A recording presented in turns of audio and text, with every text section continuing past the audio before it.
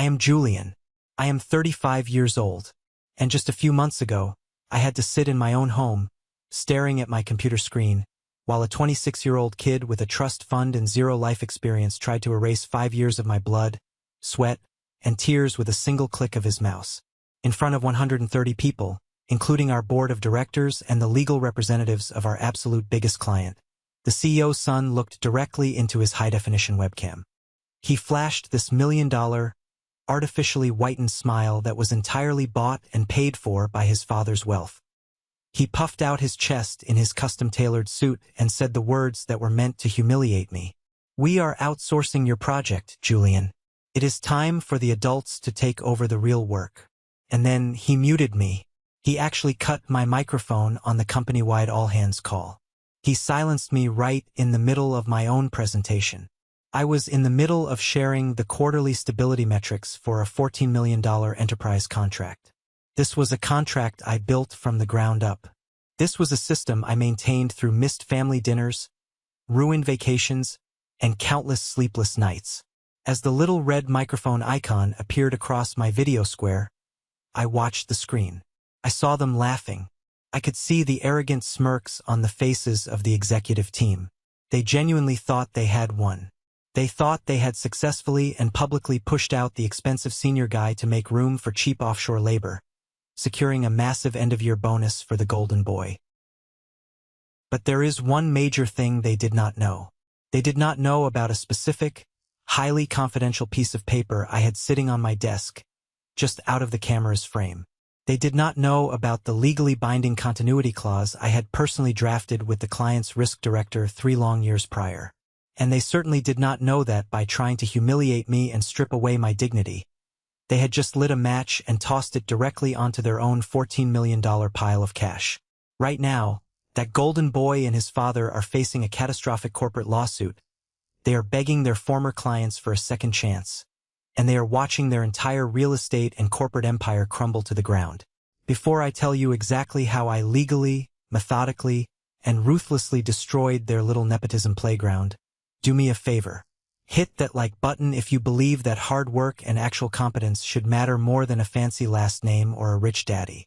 And please, let me know down in the comments where you are watching from today. It means the absolute world to me to know I am not speaking into the void, to know that there are real people out there who understand this kind of frustration. Your support is the greatest motivation for me to keep sharing this journey. Now let us rewind. Let me take you back to how this nightmare actually started, long before that fateful Zoom call. You really have to understand what it means to be the ultimate safety net for a massive technology firm. My official title on paper was Escalation Lead for Enterprise Operations. But in plain, everyday American English, that means I was the guy they called when the servers caught fire at 2 in the morning. When a billion-dollar client is screaming on the phone about a data outage, when millions of dollars of revenue are bleeding out by the minute, my phone is the one that rings. For 5 grueling years, I did not just work for this company. I bled for it.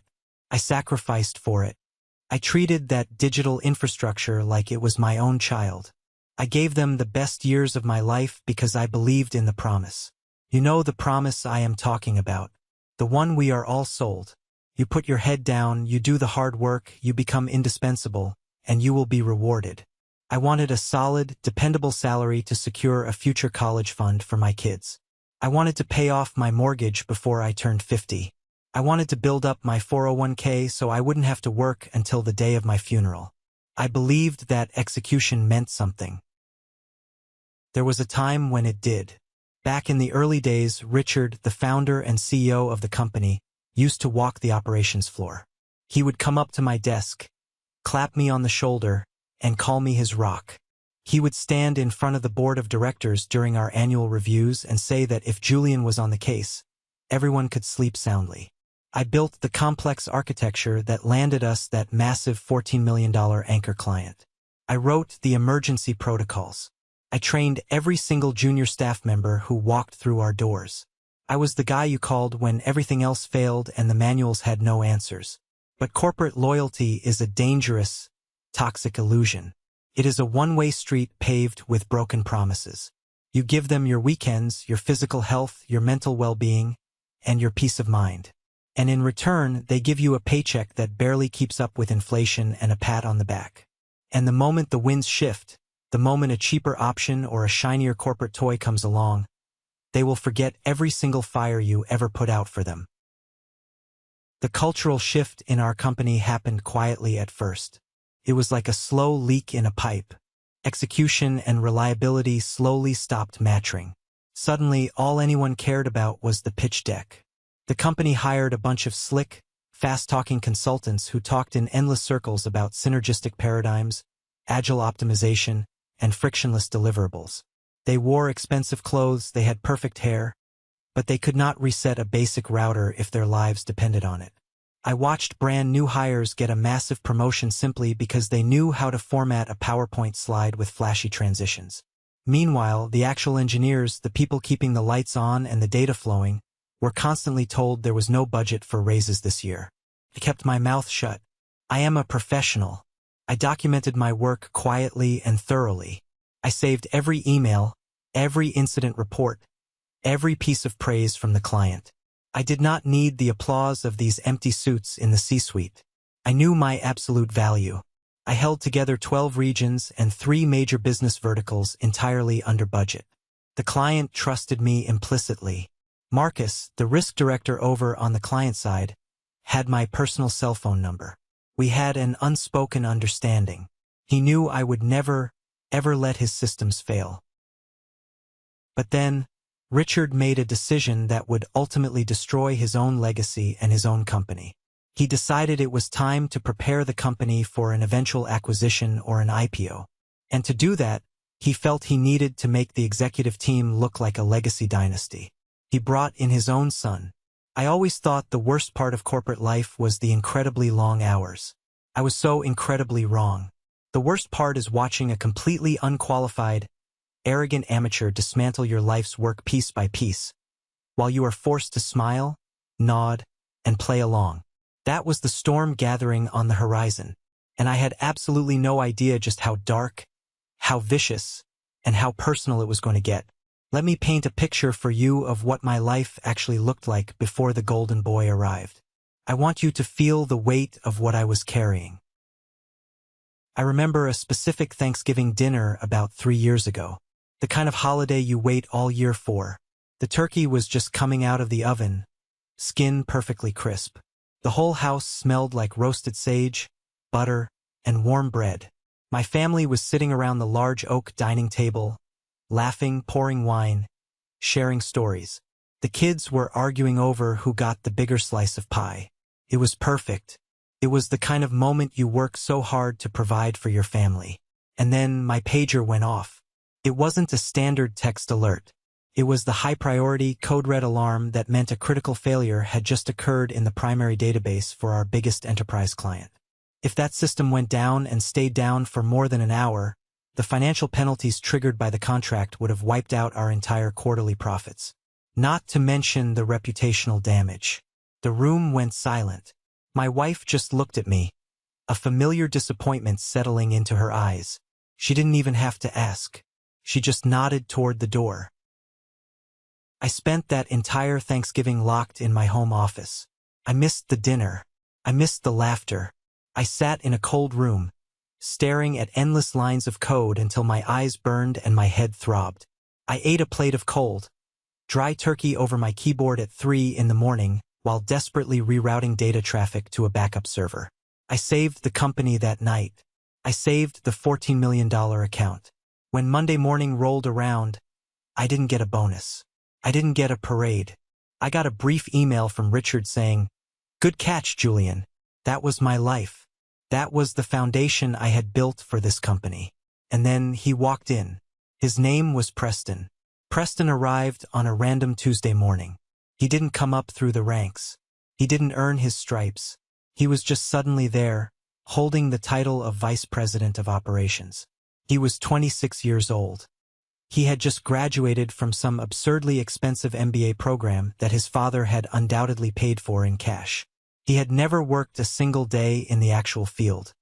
He had never taken an angry, screaming phone call from a client whose business was bleeding money. He had never stared at a failing server while millions of dollars were on the line. I knew exactly what kind of nightmare we were dealing with the moment I saw him pull into the parking lot. He drove a brand new, customized Porsche 911. He parked it right in the visitor spot by the front door, taking up 2 spaces. He walked into the building wearing a custom-tailored blazer that probably cost more than my mortgage payment. He was the golden child.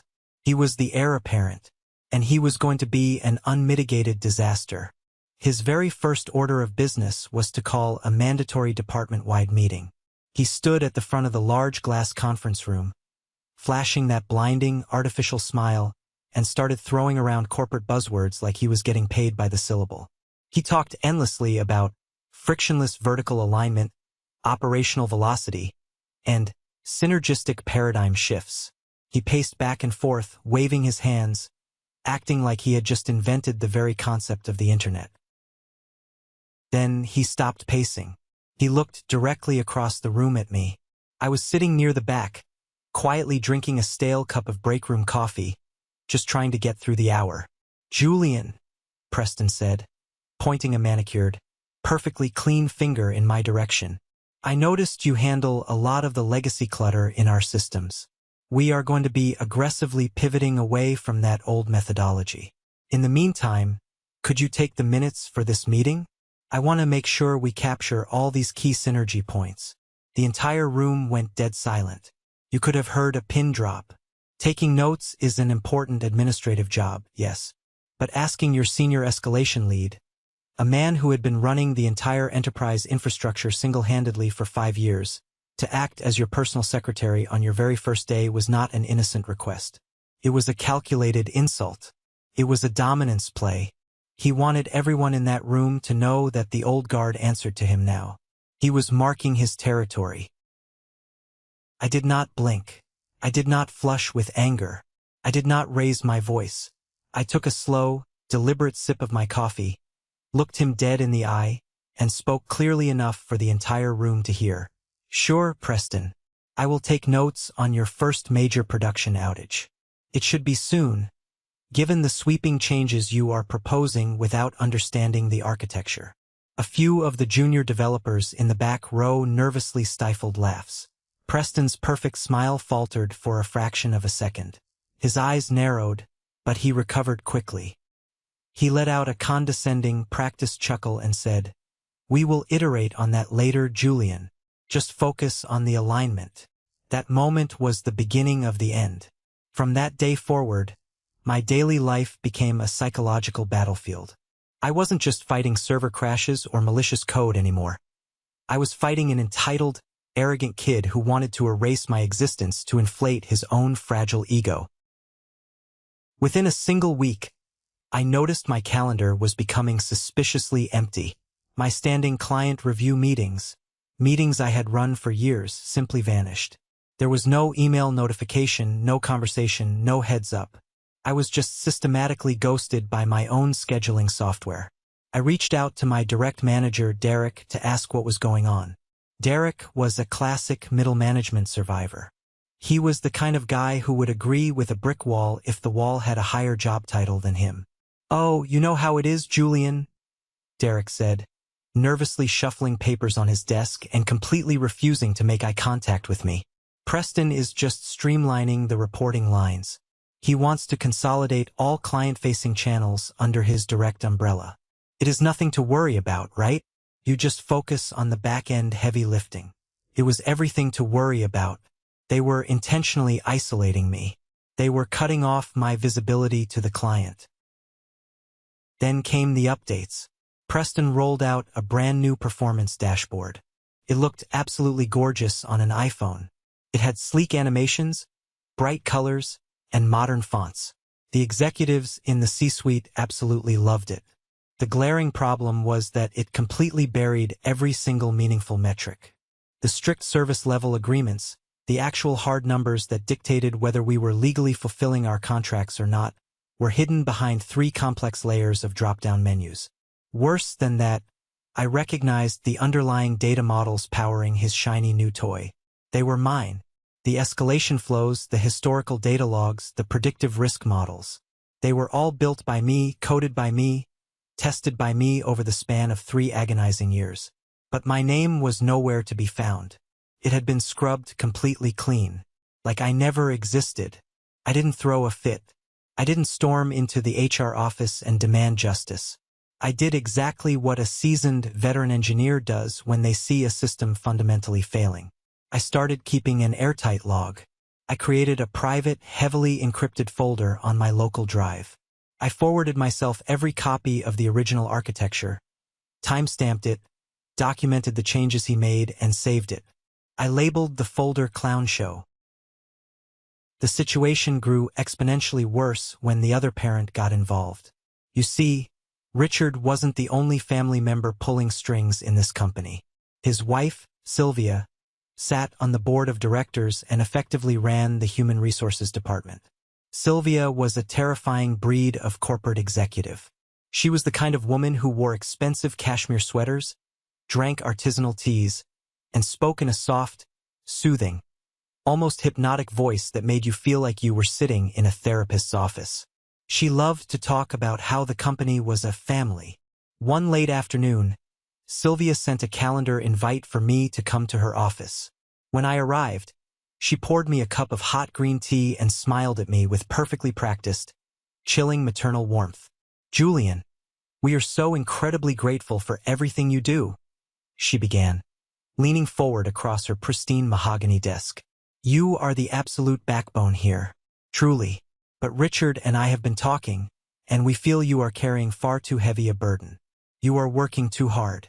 We want you to step back, relax a little. Let the younger generation, let Preston, handle the day-to-day stress and the late-night calls of the enterprise accounts. You have earned a rest, Julian." It sounded so perfectly reasonable. It sounded almost kind. But I had been in the corporate world long enough to know exactly what it was.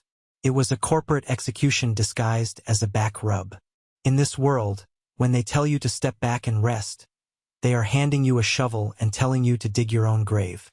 They wanted me to willingly, happily hand over the keys to the kingdom so Preston could take full credit for managing the $14 million account.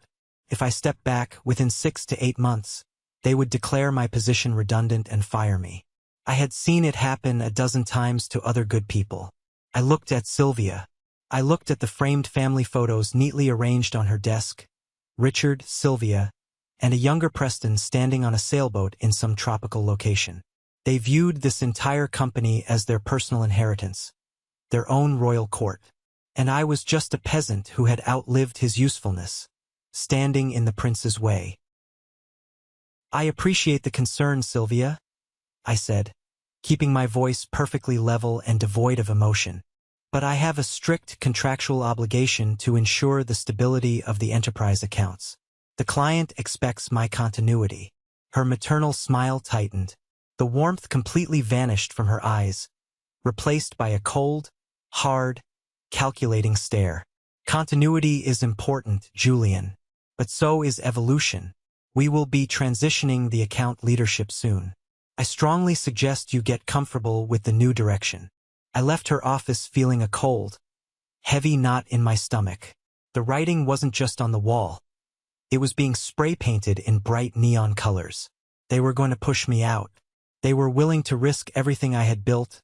They were willing to risk a massive client relationship, just to inflate Preston's resume.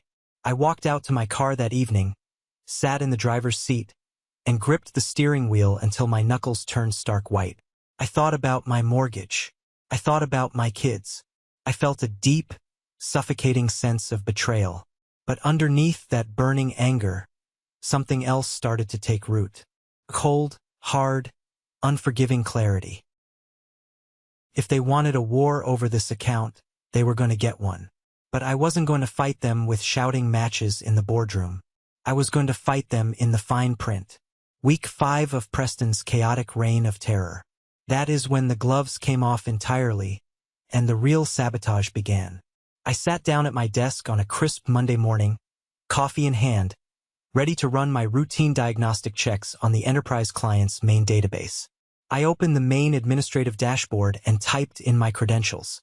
The screen flashed gray. A small, glaring red dialog box popped up in the center of my monitor. Access denied. Contact System Administrator. I stared at the screen, my mind racing. I hit refresh. I retyped my password. Same error. I opened a terminal window and tried routing through the secondary backup server. Locked out there, too. My administrative privileges, the absolute master keys I had held tightly for 5 years to keep this entire company from crashing and burning, had been revoked over the weekend. No warning. No email. No transition meeting. Just a digital door slammed in my face. I didn't hesitate. I immediately stood up and walked straight over to Derek's office. The door was open, and he was mindlessly scrolling through an Excel sheet, looking bored. I didn't knock.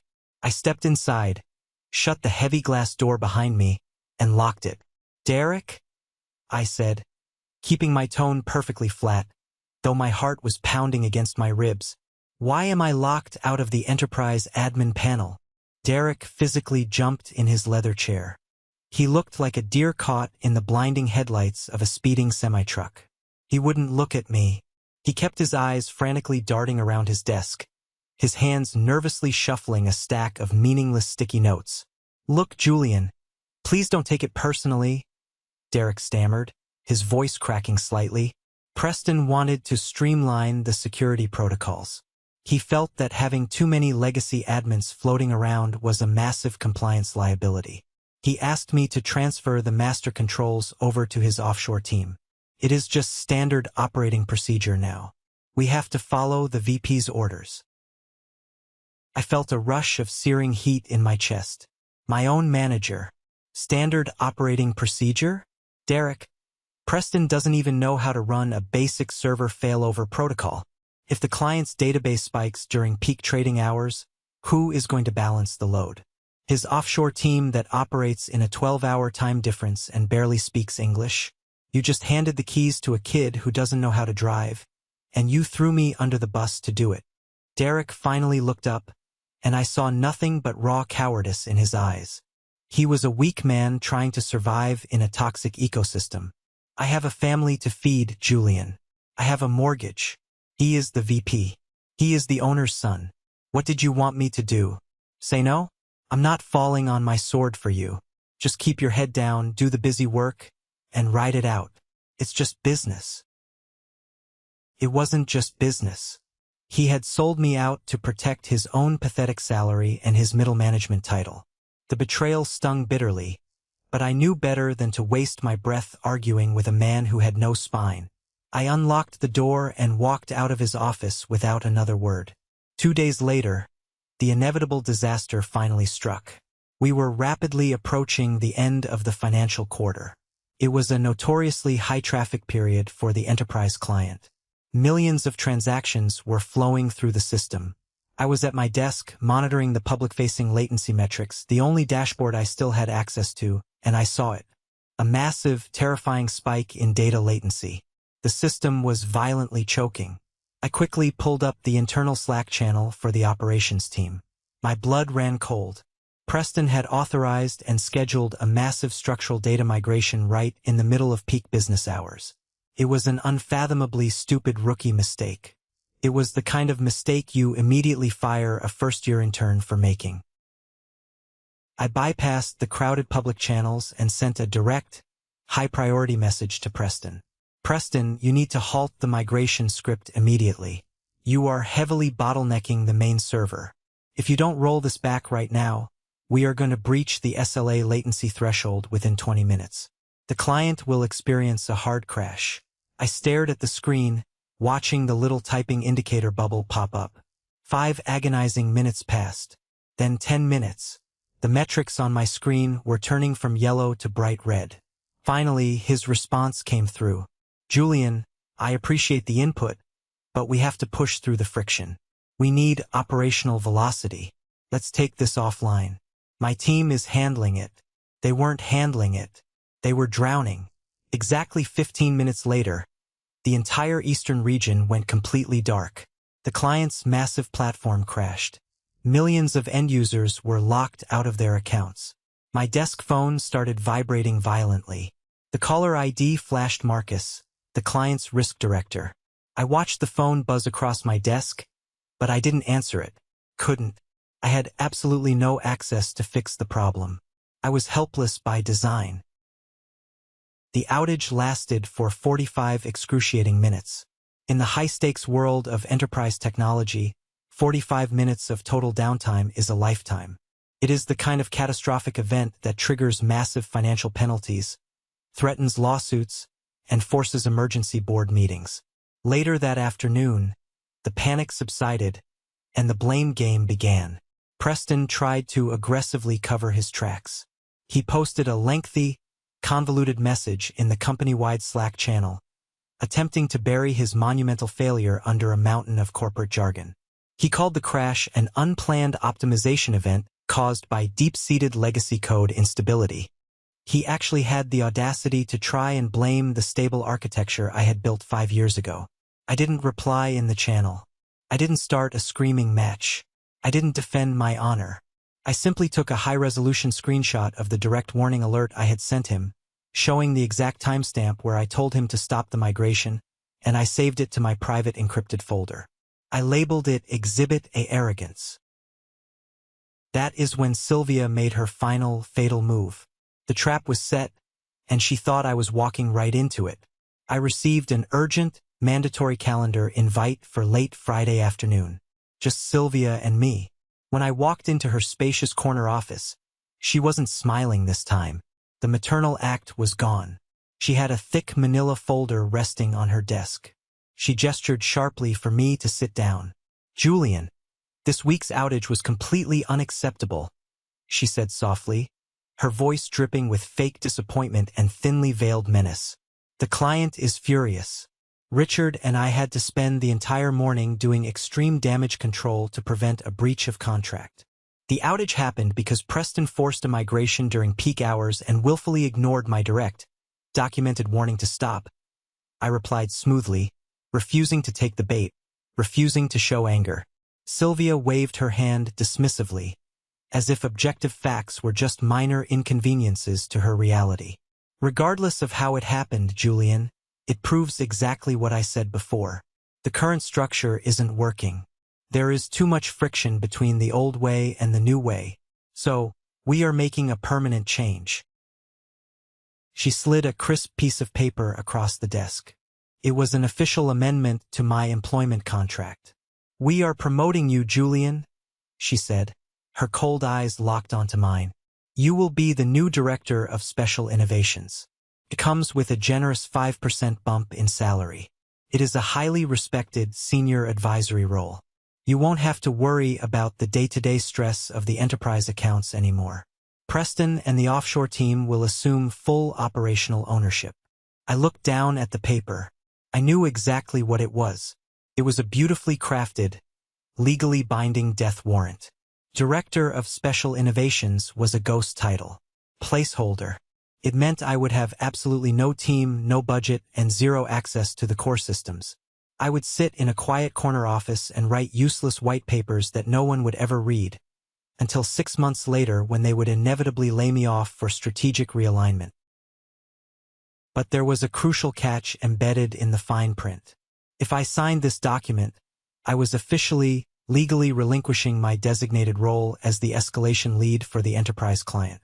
Sylvia was staring at me, waiting eagerly for me to grab the pen. She thought I was stupid. She thought a fancy title and a meager raise would blind me to the reality that they were systematically stripping me of my only leverage. They wanted to amputate my legs and demand that I thank them for the shiny new wheelchair. I didn't touch the pen. I pushed the paper back across the mahogany desk. "I am going to have to decline the promotion, Sylvia," I said quietly. "I am perfectly content in my current role. I have a commitment to the client." Sylvia's mask completely slipped. Her jaw tightened, and a flash of genuine, ugly anger crossed her face. "Julian, you need to understand that this isn't a negotiation. We are restructuring the department with or without your blessing. If you don't take this role, if you insist on being a roadblock, we will have to severely evaluate your future at this company." It was a direct, undeniable threat. Take the demotion in disguise or get fired. "I understand completely," I said calmly. I stood up, smoothed my shirt, and walked to the door. Have a good weekend, Sylvia. I walked out of the building that evening knowing the war was officially on. They had pushed me into a corner. They had insulted my intelligence, compromised my life's work, and explicitly threatened my livelihood. They thought they held all the cards because they owned the building, they drove the Porsches, and they signed the paychecks. But as I drove home, watching the streetlights blur past my windshield, I wasn't afraid. I didn't feel defeated. I felt an incredible, sharp sense of focus. They had forgotten one crucial, devastating detail about the massive business they were running. They forgot who actually wrote the rules. The house was completely silent when I finally got home that Friday night. I didn't turn on the television. I didn't pour myself a drink to numb the anger. I walked straight past the kitchen, went into my home office, locked the door behind me, and opened my personal laptop. There is a profound, almost terrifying kind of peace that washes over you when you finally decide you have absolutely nothing left to lose. For 5 long years, I had operated out of fear. Fear of losing my steady salary, fear of missing mortgage payments, fear of not having enough for the college fund, fear of disrupting the fragile stability of my life. I had let that fear turn me into a compliant corporate punching bag. I had let a family of arrogant narcissists treat me like a disposable asset. But that night, sitting in the cold blue glow of my computer monitor, the fear was completely gone. It was replaced by a clinical, surgical precision. I opened my encrypted backup drive and navigated to a deeply buried folder labeled Legal. I scrolled past years of standard NDAs, non-competes, and HR policy updates until I found the specific document I was desperately looking for. Master Service Agreement, Enterprise Client Alpha, 2020. This was the Holy Grail. This was the foundational contract that legally secured the $14 million deal. I vividly remembered the grueling weeks I spent hammering this out during the absolute peak of the pandemic chaos. Everyone was working remotely, the world felt like it was ending, and the client was terrified of corporate instability. Marcus, their hard-nosed risk director, had been brutally blunt with me over a late-night call. He didn't trust our corporate leadership. He didn't trust Richard. He only trusted the engineers. He trusted me. I opened the heavy PDF file and scrolled rapidly down to page 42. I didn't need to use the search function.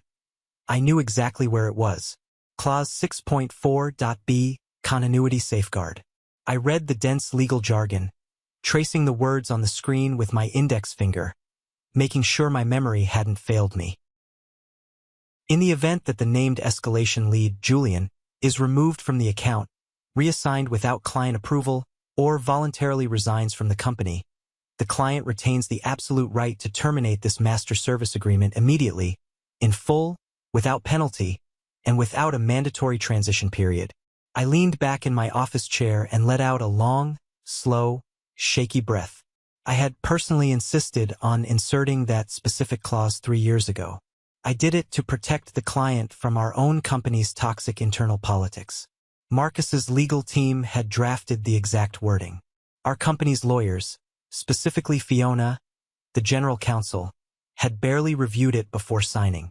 They were so utterly blinded by the massive $14 million price tag that they didn't realize they had just handed a loaded, cocked gun directly to their lead engineer. The logic was flawless. If they fired me, the client could walk away free and clear. If they forced me into a fake promotion and reassigned me, the client could walk. And if I simply quit, the client could walk.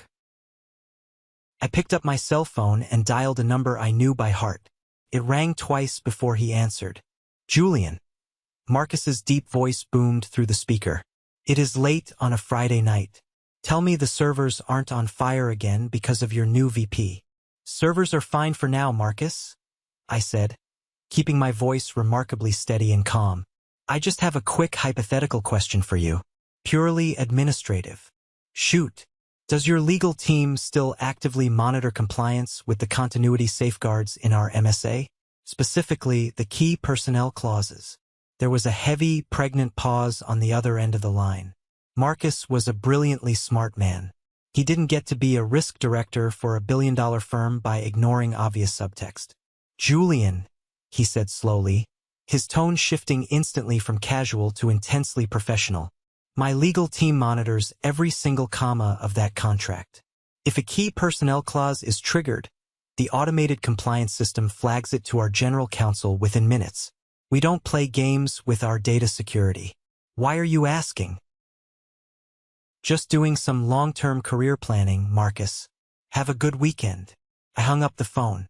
The trap wasn't just set. The explosives were wired, and my finger was resting on the detonator. The following Monday morning, I walked into the office before anyone else arrived. The sun wasn't even fully up yet, casting long gray shadows across the floor. The massive open-plan office was dead quiet, save for the low hum of the HVAC system and the buzzing of the vending machines down the hall. I walked straight to my desk.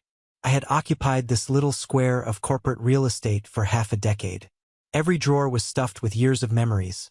Old Post-it notes with database passwords, stress balls from vendor conferences, a framed picture of my family, old performance reviews praising my dedication. I brought a single, small cardboard box. I didn't pack everything.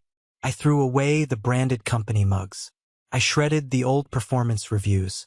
I wiped my company laptop completely clean of any personal data, clearing the cache, deleting all saved passwords, signing out of every account. I packed only what truly belonged to me: the picture frame, a nice fountain pen my wife gave me, a leather notebook. It took less than 20 minutes to completely erase 5 years of my life from that space. Then, I sat down at the bare, empty desk. I pulled a piece of heavy stock paper from my bag, and I uncapped my pen. I didn't write a long, emotional essay. I didn't express my deep grievances or complain about Preston's staggering arrogance or Sylvia's vicious manipulation. Lawyers don't care about your feelings. They care about dates, times, and signatures. I wrote 2 simple sentences. Please accept this as formal notice of my voluntary resignation from the position of escalation lead, effective immediately. Time of notice: 9:01 a.m. I signed it. I dated it. I placed it carefully into a crisp white envelope, alongside my plastic security badge. By 8:30, the office was buzzing with activity. People were grabbing coffee, complaining about the morning commute, settling in for the week.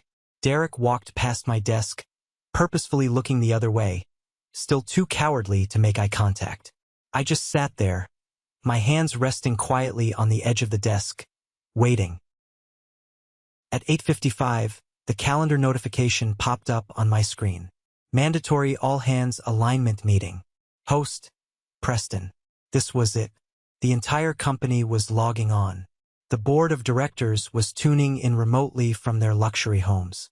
Even Fiona, the company's ruthless general counsel, was on the participant list. I clicked the Zoom link. I left my camera off and my microphone muted. The grid of squares filled my screen.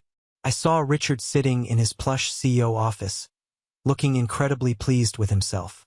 I saw Sylvia sitting next to him, her perfect HR smile plastered on her face. And then there was Preston. He was broadcasting from the main glass conference room, standing arrogantly in front of a massive digital whiteboard. He was practically vibrating with excitement.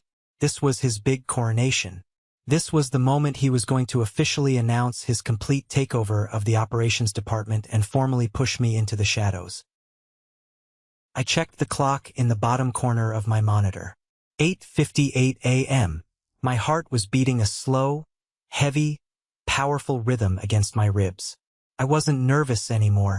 I felt like a sniper calculating wind resistance before finally pulling the trigger. I reached out and rested my hand on the white envelope containing my badge and my letter. 8:59 a.m. Preston cleared his throat loudly, leaning into the microphone. All right, everyone, let's get started. We have a lot of exciting synergistic updates today that are going to revolutionize our workflow. 9 a.m. I hovered my mouse over the Start Video button. The storm was here, and they had absolutely no idea they were standing right in the center of the blast radius. The digital clock in the bottom right corner of my computer monitor flipped to exactly 9 o'clock in the morning. The glowing white numbers felt like they were burning a hole directly into my retina. I sat there perfectly still at my completely bare, sanitized desk. I was a ghost haunting my own cubicle, a phantom of an employee who had already checked out of this toxic ecosystem. I watched the small participant counter on the top of the Zoom call window tick upwards at a dizzying, relentless speed. 90 people. 110 people. 130 people. The entire company was logging on simultaneously, treating this mandatory all-hands alignment meeting like it was the absolute Super Bowl of corporate synergy. I kept my high-definition webcam completely turned off. I kept my microphone strictly muted. My digital profile was just a stark, solid black square with my name glowing in plain white font in the bottom corner, floating silently in a massive digital sea of eager, nervous, and exhausted faces. Preston was holding court in the main executive conference room on the top floor of our building. His camera feed was crystal clear, broadcasting his unearned victory to the unwashed masses of the engineering and operations departments. You could clearly see the massive, ridiculously expensive mahogany conference table stretching out behind him. You could see the breathtaking panoramic view of the downtown city skyline stretching out beyond the floor-to-ceiling glass windows. This was the premium corporate real estate that Richard had aggressively secured years ago, the physical, undeniable manifestation of his immense financial success. And right now, Richard was sitting directly next to Preston. The CEO looked exactly like a proud, aging king preparing to hand over a vast, unearned inheritance to his only chosen heir. Sylvia was seated on the other side of the spacious room. Her perfectly styled hair and her incredibly sharp, custom-tailored designer blazer completed the picture of the ultimate corporate royal family. They looked so completely, utterly, and undeniably satisfied with themselves. They looked like people who had never been told the word no in their entire privileged lives. They looked like people who had never once had to lie awake at night worrying about funding a college account for their kids, or sweat over a rising monthly mortgage payment, or panic about an unexpected medical bill. They were insulated from reality by a thick wall of money and arrogance. Preston cleared his throat loudly into the expensive conference room microphone. He tapped the metal grate twice to ensure every single person on the call was paying absolute attention. Then he flashed that blinding, artificially purchased, perfectly white smile straight into the camera lens. "Good morning, team," Preston began, his young voice dripping with a heavy, unearned authority that made my stomach turn. "Thank you all for joining us so promptly today. Today marks a massive, fundamental paradigm shift in how we approach our global enterprise deliverables. We are officially stepping out of the dark legacy shadows.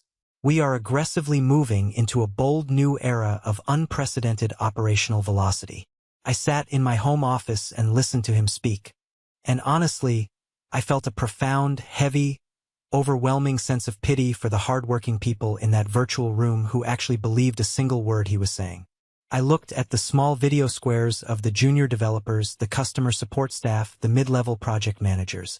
They were hanging on his every word, desperately hoping this grand new direction would somehow result in a slightly better salary, or a fair promotion, or just a little bit of respect. They did not realize that they were just completely expendable chess pieces to him. He was a 26-year-old kid wearing a bespoke suit that cost substantially more than most of the engineering team made in an entire month of grueling labor. He had absolutely no idea how the servers actually ran on a daily basis. He did not know the critical IP addresses. He did not know the emergency backup protocols that kept our clients online during a crisis. He viewed the entire technical department as a glorified custodial staff, entirely beneath his Ivy League pedigree. To Preston, running a major technology business was just a fun, theoretical game of moving colored boxes around on a PowerPoint slide and proudly collecting the applause from his parents. "As you all know," Preston continued, his voice swelling with a highly practiced, theatrical corporate confidence, "our core infrastructure has been severely weighed down by outdated, inefficient methodologies. We have relied far too heavily on manual human oversight and archaic legacy systems that slow down our friction points. Moving forward, we are aggressively consolidating our client-facing channels. We are fully transitioning our core maintenance tasks to a highly efficient, highly agile global offshore team." He clicked a button on his sleek presentation remote. A new, highly complicated slide appeared on the shared screen for all 130 employees to see. It was a massive organizational chart. My heart beat a slow, steady, powerful rhythm against my ribs as my eyes scanned the brightly colored boxes and lines. My department was gone. The dedicated, specialized escalation team I had built from absolute scratch over 5 grueling, exhausting years was completely erased from the map. The names of the brilliant junior engineers I had personally trained and mentored were scattered into random, disconnected subdepartments.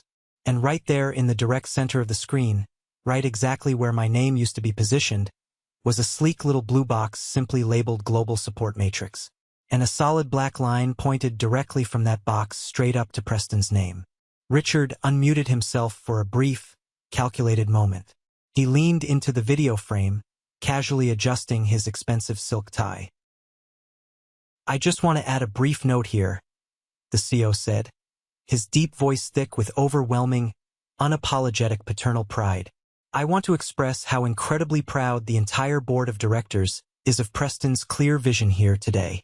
This structural realignment is going to significantly boost our profit margins and secure our dominant position in the competitive market.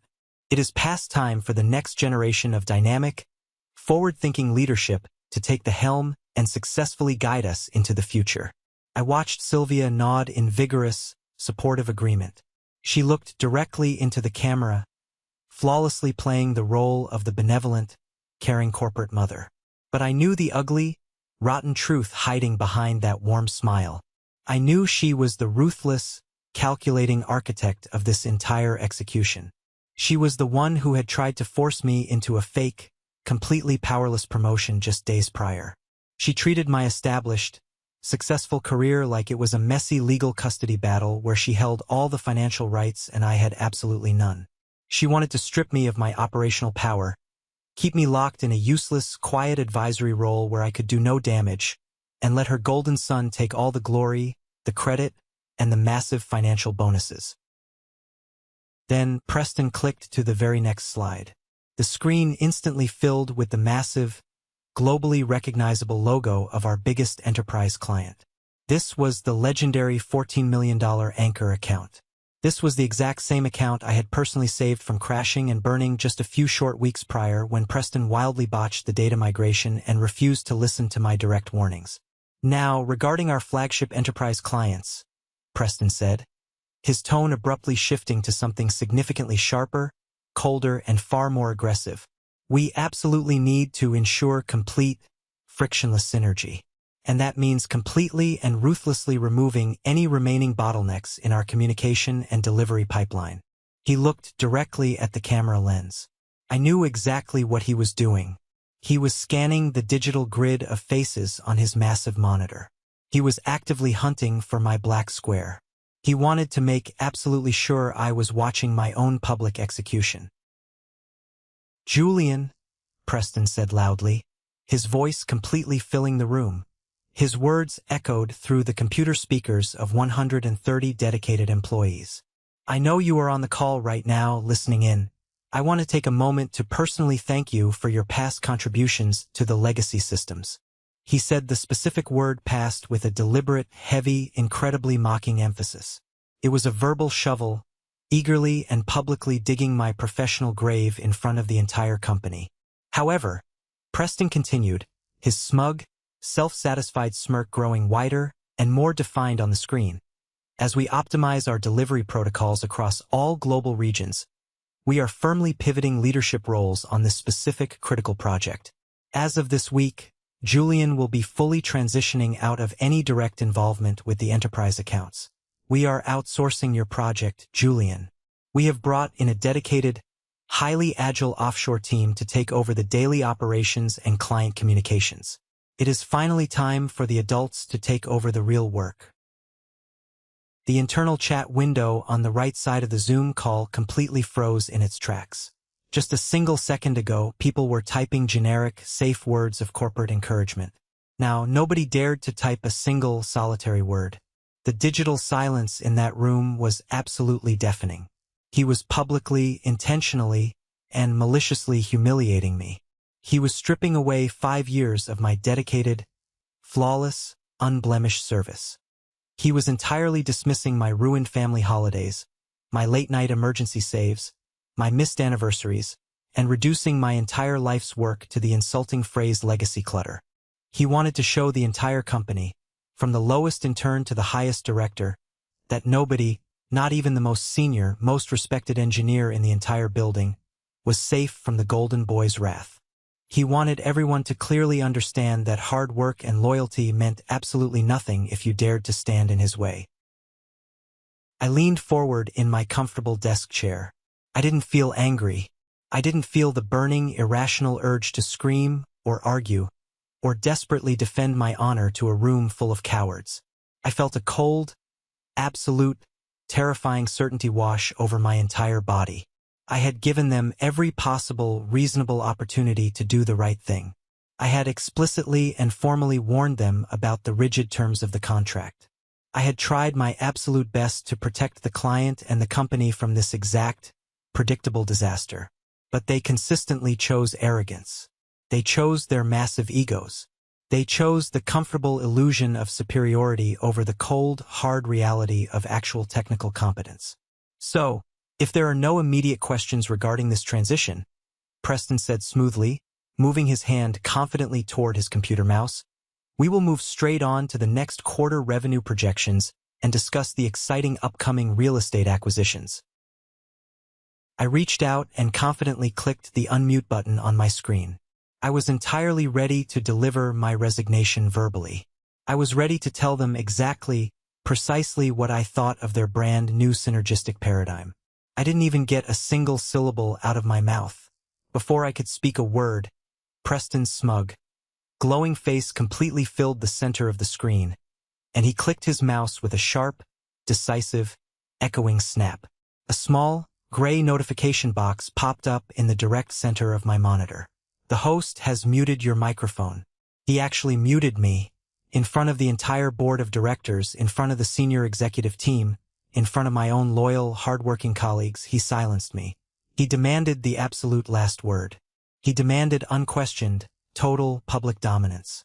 Richard and Sylvia were beaming proudly in the background, clearly thinking this was a brilliant, decisive, masterful power play by their brilliant young son.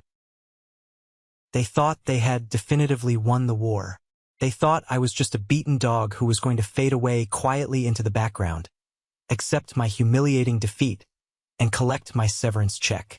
I thought the worst part of this entire ordeal would be the public disrespect. I was so incredibly wrong. The truly worst part was realizing how eagerly, how joyfully they were willing to destroy their own incredibly successful company just to prove a petty point.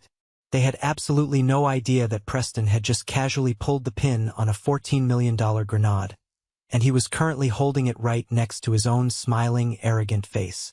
The trap was fully, completely sprung, and I was the only person in the entire world who knew the explosive yield of the weapon they were playing with. I sat in the overwhelming, heavy, suffocating silence of my home office, staring intensely at the small notification box informing me that I had been forcibly muted by the host.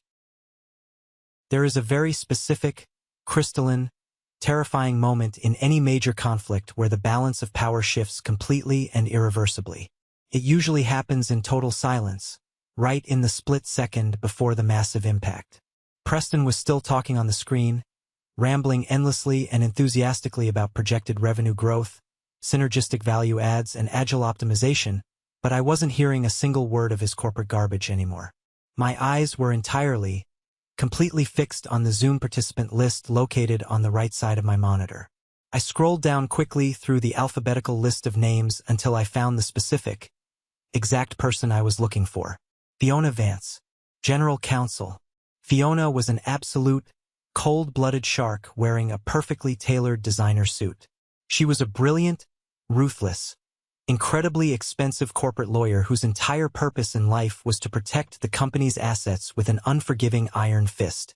She was the one who handled the heavy, complex litigation, the one who drafted the brutal, restrictive severance packages, the one who made sure the company always won every single lawsuit thrown their way. But Fiona had one critical, fatal, devastating blind spot. She blindly trusted Richard as the founder, and by extension, She assumed Preston actually knew what he was doing with the highly technical client contracts. She was about to find out exactly how incredibly, catastrophically wrong she was, and it was going to cost her her entire professional reputation. I reached out and carefully, methodically adjusted the angle of my high-definition webcam. I made sure the overhead lighting in my home office was perfectly clear and bright, casting no shadows. I reached across my desk and picked up the crisp white envelope. Inside that envelope was my plastic corporate security badge and the single, heavy sheet of stock paper bearing my fresh, undeniable signature. I moved my mouse cursor slowly, deliberately over the start video icon. Preston was mid-sentence, gesturing grandly with his manicured hands. These dynamic, forward-thinking changes will strictly ensure seamless, unbroken continuity for all our major enterprise contracts, especially our primary risk portfolio, which is the absolute crown jewel of our entire corporate strategy. I clicked the button. My webcam flared to life with a small green light. For a split second, nobody noticed a thing. I was just another small, silent video square popping into a massive digital grid of 130 faces. But I didn't have a normal, messy home office background with bookshelves and plants. I had spent 20 focused minutes earlier that morning creating a highly specific, custom virtual background image. It was a stark, solid black screen. And right in the dead center, written in bold, unmistakable, massive white block letters, were 3 simple words and a time. Effective 9:01 a.m. I didn't say a single word. I couldn't, because Preston had maliciously and intentionally muted my microphone. But I didn't need a microphone or a voice to deliver this specific message. I lifted my hands steadily and firmly into the camera frame. In my left hand, I held up my corporate security badge, the hard plastic gleaming sharply under the bright glow of my desk lamp. In my right hand, I held up the formal, legally binding resignation letter. It was perfectly unfolded, the dark blue ink of my signature standing out clear, stark, and undeniable against the pristine white paper. I held both items right up to the camera lens, ensuring the timestamp written on the letter was perfectly, legally legible to anyone paying attention. I sat completely still. I didn't smirk. I didn't glare. I didn't show an ounce of petty anger or vindictiveness. I just stared dead-eyed, completely devoid of emotion, directly into the cold glass lens of the camera, holding the absolute legal evidence of my departure for the entire company to witness in real time. It took exactly 4 seconds for the brutal reality of the image to hit the digital room. I watched the grid of faces on my monitor closely, analyzing their micro-expressions. The junior engineers noticed it first. Their eyes went wide with shock. Some of them physically covered their mouths with their hands in pure disbelief. Then, the mid-level directors noticed. The chat window on the right side of the screen, which had been dead silent and frozen for 5 agonizing minutes, suddenly exploded with chaotic, frantic activity. Wait, is Julian quitting right now? What does effective 9:01 mean? Is this a joke? Did he just resign on camera? Why is his microphone muted? Someone tell Preston to look at the screen. Preston was still looking proudly at his presentation slides on his primary monitor, completely oblivious to the massive digital chaos erupting in the room right under his incredibly arrogant nose. But Richard noticed. I watched the CEO's eyes dart quickly away from his son and look directly at his secondary monitor showing the gallery view. The smug, overbearing paternal pride instantly vanished from his aging face, replaced by a look of profound, deeply unsettling confusion and sudden fear. He leaned much closer to the screen, squinting hard at my specific video feed.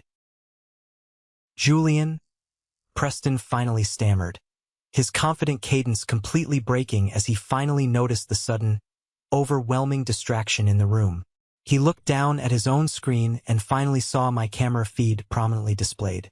His $1,000,000 smile cracked, fractured, and then shattered completely into 1,000 pieces.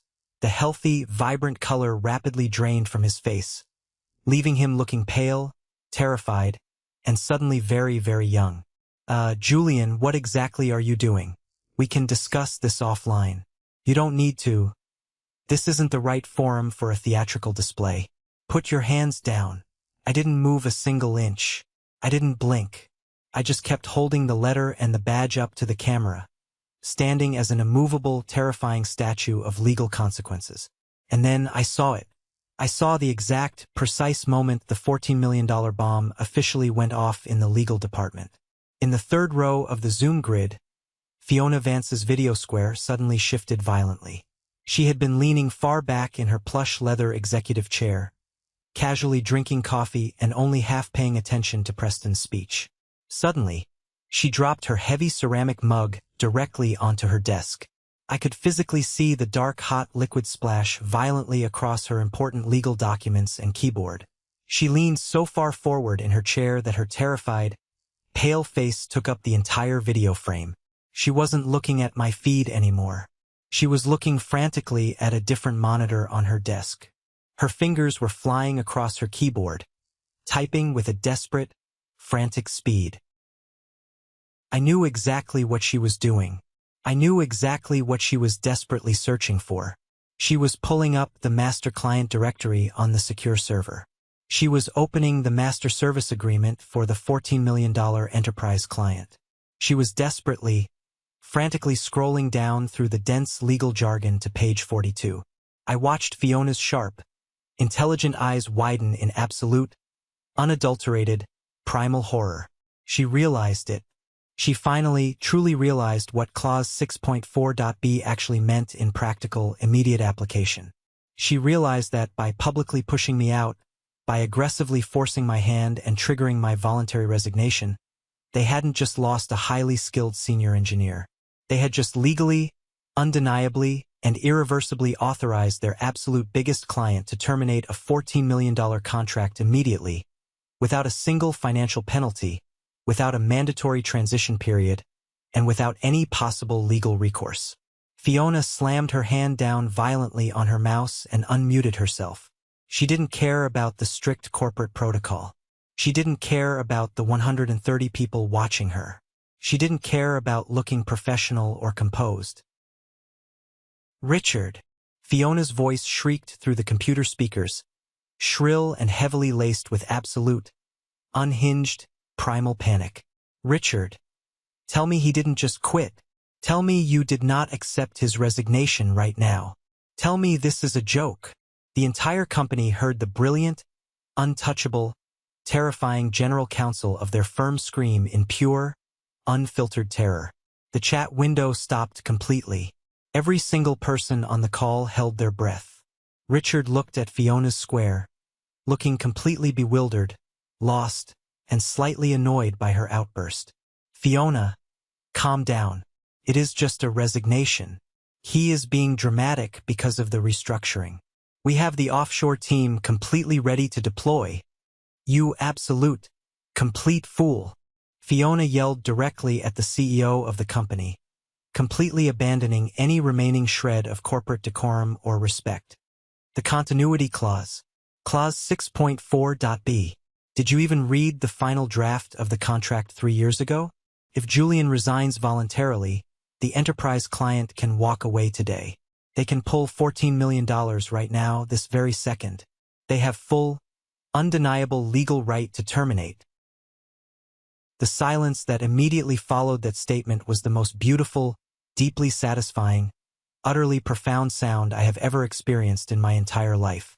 It was the distinct sound of a massive, arrogant empire realizing it was built entirely on shifting sand, and the massive tidal wave had just violently rushed in to wash it all away. Preston looked like he was going to be physically sick on camera. He looked wildly from his father to Fiona, his mouth opening and closing repeatedly like a suffocating fish out of water. He had absolutely no corporate buzzwords left to save him. He had no synergistic paradigms or agile optimizations to deploy. Sylvia put her manicured hands tightly over her face, realizing in real time that her clever, manipulative little plan to secure her son's future had just single-handedly destroyed her family's wealth and legacy. The chat window started moving so incredibly fast it was just a blurry, unreadable river of text. People were openly panicking about their jobs, their salaries, their mortgages, their future. The board members on the call were furiously unmuting themselves, shouting angrily over each other, demanding immediate answers. demanding to know how this catastrophic, amateur failure of legal oversight was allowed to happen. I had given them exactly what they demanded. I had stepped back. I had completely removed the friction. I slowly, deliberately, and calmly lowered my hands. I placed the resignation letter and my security badge neatly, side by side, on the clean surface of my desk. I looked directly into the camera lens one last time, watching the absolute, unmitigated pandemonium unfold in the executive conference room. Richard was standing up, screaming at Preston. Fiona was holding her head in her hands, realizing the massive, career-ending legal fallout coming her way. Sylvia was frozen completely in shock. I smiled. A small, genuine, quiet, peaceful smile. Then, I moved my mouse, clicked the red end meeting button, and my screen went gloriously, beautifully black. I thought the worst was over. I thought walking away was the hardest part. I was so incredibly wrong. The real destruction was just beginning, and I had a front row seat to the collapse. I closed my laptop with a soft, decisive, deeply satisfying click. I stood up from my desk, stretched my back until I heard a pop, and walked slowly into my kitchen. I methodically made myself a fresh, hot pot of black coffee. I stood by the kitchen window, holding the warm mug, and listened to the birds chirping in the tall oak trees outside. The morning sun was pouring brightly through the glass, warming the hardwood floor beneath my feet. I felt incredibly light. I felt like a massive, crushing weight. A suffocating weight I had carried every single day for 5 long, grueling years had been surgically, permanently removed from my chest. My personal cell phone started ringing exactly 3 minutes after I left the Zoom call. The caller ID flashed Derek's name. I ignored it, let it ring. Then Richard called, his number popping up twice in a row. Then Sylvia. Then Fiona from the legal department. Then a completely unknown number from the board of directors. They left frantic, desperate, incredibly long voicemails that filled up my inbox within an hour. I listened to exactly one of them just to satisfy my curiosity. It was Sylvia. She was actually crying on the recording, her voice trembling and breaking. She was begging me to pick up the phone, aggressively promising me a massive, unprecedented salary increase. She offered me a dedicated seat on the executive board of directors. She promised, through heavy, desperate tears, that Preston would be immediately reassigned to a different department, stripped of his title, and I would never have to deal with him or speak to him again. She sounded exactly like a desperate, terrified woman watching her entire life's work and family legacy burn down to ash before her very eyes. I deleted every single voicemail without listening to the rest of them. You cannot negotiate with a bomb after the timer has hit 0 and the explosive has already detonated. You cannot put the thick, choking smoke back into the match once it has burned. The real, devastating, structural fallout began the very next morning. I woke up at my usual early time, made a quiet breakfast, and casually checked my personal email on my phone. At exactly 7:12 a.m., I received a blind carbon copy of a formal, highly confidential, deeply terrifying legal notice. It was sent directly from the ruthless, highly paid legal department of the enterprise client, addressed directly to Richard, Fiona, and the entire board of directors at my former company. Marcus had explicitly made sure I was quietly copied on the blast radius. The subject line was simple, cold, and legally final. Notice of immediate termination exercise of Clause 6.4.b. The body of the email was brief, entirely clinical, and legally flawless. It stated clearly that due to the voluntary and documented resignation of the officially named escalation lead, Julian, the client was exercising their absolute, unassailable contractual right to terminate the master service agreement, effective immediately upon receipt of the email. They formally demanded the immediate, secure handover of all encrypted data, server logs, and user credentials within 24 hours. And they stated, in no uncertain terms and citing specific contractual clauses, that they would absolutely not be paying the remaining multimillion-dollar balance of the current fiscal quarter. $14 million of guaranteed, booked revenue, gone in a single devastating keystroke. I later heard the vivid, gritty, incredible details of what happened inside the corporate building from Nadia, my former colleague in the engineering department who had always been a loyal, trusted friend. She called me that evening, speaking in hushed, nervous tones from the privacy of her car in the parking garage, describing a scene of absolute, unprecedented corporate carnage and panic. The board of directors had violently called an emergency, mandatory meeting at 9 in the morning. Harrison, one of the most ruthless, terrifying senior board members who cared strictly about the profit margins and absolutely nothing about Richard's family dynamics, completely eviscerated Richard and Sylvia in front of the entire executive team. He demanded to loudly know how an unqualified, arrogant, inexperienced 26-year-old kid was allowed to run a highly critical operational department and willfully alienate the single most important technical employee in the entire building. Richard tried desperately to defend his son. He tried to shift the massive blame to the legal department for not catching the dangerous clause during the initial drafting phase 3 years ago. But the true, beautiful, poetic justice was completely reserved for the golden boy. Preston wasn't just fired. He was completely, publicly, and utterly humiliated. Harrison and the angry board of directors stripped him of his vice president title immediately.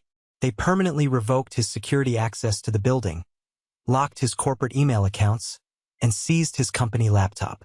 The customized, brand-new Porsche 911 that he loved to park in the visitor spot to aggressively show off his status was, it shockingly turned out, entirely funded by a company executive lease program. By 3 o'clock that afternoon, a heavy-duty tow truck arrived in the company parking lot and repossessed the luxury vehicle right in front of the massive lobby windows while dozens of employees watched and recorded it on their phones. Preston had to call his mother, Sylvia, to get a ride home in utter, complete disgrace. The company went into an immediate, catastrophic, total hiring freeze. The massive, sudden loss of guaranteed revenue triggered a massive panic among the shareholders. The loud, persistent, heavily marketed rumors of a lucrative corporate acquisition or an upcoming IPO completely vanished into thin air overnight. The potential corporate buyers pulled out of negotiations the exact moment they heard the massive anchor client had walked away without penalty. The company was bleeding money heavily, and everyone from the janitor to the board members knew it was entirely because the CEO tried to hand a powerful kingdom to a spoiled, incompetent prince who didn't know how to rule. They were facing the very real, terrifying threat of a massive shareholder lawsuit. The board was officially investigating Richard and Sylvia for gross negligence, blatant nepotism, and severe breach of fiduciary duty. Their entire legacy, the massive corporate empire they had aggressively built over decades and planned to leave as a massive inheritance for Preston, was rapidly being reduced to a tragic cautionary tale. It was the exact kind of spectacular, humiliating failure they teach in prestigious business schools about the profound, destructive dangers of nepotism and unchecked corporate arrogance. They had treated my career like a disposable, cheap paper napkin. They had directly threatened my ability to pay my mortgage and fund my children's college education. They had tried to break me and force me into submission. And in return, I didn't yell. I didn't scream. I didn't threaten them with violence or a public lawsuit. I just quietly, methodically handed them the exact, devastating legal consequences of their own staggering arrogance, and I let the document they eagerly signed do all of the talking. A full, quiet month passed. The chaotic dust finally settled. The angry, desperate phone calls stopped coming, and my life fundamentally, beautifully, and permanently changed for the better. I didn't stay unemployed for very long. The exact moment the enterprise client officially terminated their contract with my old firm, Marcus, the risk director, called my personal cell phone. He didn't ask about the dramatic corporate fallout. He didn't care about Preston's humiliation or Richard's impending downfall. He just asked, very simply and directly, if I was actively looking for work and if I was ready to start building again. I ended up accepting a senior technical position at a lean, highly specialized, rapidly growing technology startup located just outside the city. It was run by a brilliant guy named Gareth. Gareth was a brilliant, no-nonsense CEO who wore faded flannel shirts to the office, drank cheap black coffee, and cared exclusively about measurable, concrete results. There were absolutely no flashy pitch decks allowed in his meetings. There were no synergistic buzzwords. And there was absolutely no nepotism. It was an environment built entirely on mutual respect, radical transparency, and actual, verifiable technical competence. Gareth immediately offered me the role of Chief Systems Architect. The base salary was substantially higher than what I was making at my old firm, and it was accompanied by a highly generous, legally ironclad equity package that immediately and permanently secured my family's financial future. My 401k was safe and growing. My kids' college fund was fully funded. I could finally breathe deeply without feeling the crushing, ever-present weight of financial anxiety pressing down on my chest. But there was a final, incredibly beautiful, poetic twist to the story that I didn't see coming until I was deeply entrenched in my new role. During my second week at the new job, Gareth and I were sitting in his office, reviewing the quarterly budget projections and resource allocations. I noticed a massive, sudden influx of capital on the main ledger, a huge, multi-million-dollar investment that had allowed Gareth to hire me, upgrade our servers, and scale the business so incredibly quickly. "We got a massive injection of funding last month," Gareth mentioned casually, pointing to the specific line item on the spreadsheet on his screen. "A major enterprise conglomerate decided to heavily back our vision. They absolutely loved our proposed architecture and our strict security protocols. It gave us the runway we needed." I leaned in and looked closer at the specific name of the holding company listed on the ledger. I smiled a deep, knowing smile. It was a subsidiary completely owned, operated, and controlled by Marcus's firm. The enterprise client hadn't just walked away from Richard and Preston to save their own skin and protect their data. They had taken their massive $14 million in allocated budget and quietly, strategically redirected a significant, substantial portion of it to heavily fund the exact startup that had just hired me as their lead architect. They didn't care about the established corporate branding of my old company. They didn't care about the fancy downtown office building, the mahogany tables, or the expensive custom suits. They cared about the engineer who actually kept the lights on when the storm hit. They followed the talent. They followed the trust. A few days later, a package arrived at my front door. It was a beautiful, incredibly expensive, highly elaborate arrangement of flowers. White lilies, rare orchids, and tall snapdragons. There was no return address printed on the box, just a small, heavy, cream-colored card tucked carefully into the silk ribbon. I opened the envelope and read the frantic, desperate, handwritten note inside. "Julian, we made a terrible, unforgivable mistake. The board is officially forcing Richard to step down as CEO next week. Preston is gone permanently and will not be returning. If you want to come back, we will give you whatever you want. Name your salary. We will give you your own department. We will do it your way. We desperately need you to fix this. Please call me, Sylvia." I stood on my front porch, holding the card in one hand, looking at the expensive flowers in the other. A year ago, an offer like that might have deeply tempted me. The ultimate validation, the sheer power of making them beg on their knees, the massive amount of money. But looking at that card, all I felt was a profound, empty sense of pity. Sylvia still didn't understand the fundamental truth of what had happened. She genuinely thought loyalty, respect, and trust could simply be bought back with a higher salary and a better title after they had been completely, intentionally, and maliciously shattered. She thought I was just a piece of corporate real estate to be aggressively negotiated over. She thought a massive paycheck could completely erase the memory of her son deliberately trying to humiliate me in front of my peers, or her attempting to blackmail me into a fake promotion. I didn't call her. I didn't send a polite email declining the generous offer. I didn't text her. I simply took the incredibly expensive bouquet of flowers, walked slowly down my driveway, and dropped them directly into the trash can, right next to the empty coffee grinds. That is the ultimate defining lesson here. We spend so much of our precious, finite lives killing ourselves for massive corporations and entitled people who view us as absolutely nothing more than a disposable line item on a sprawling spreadsheet.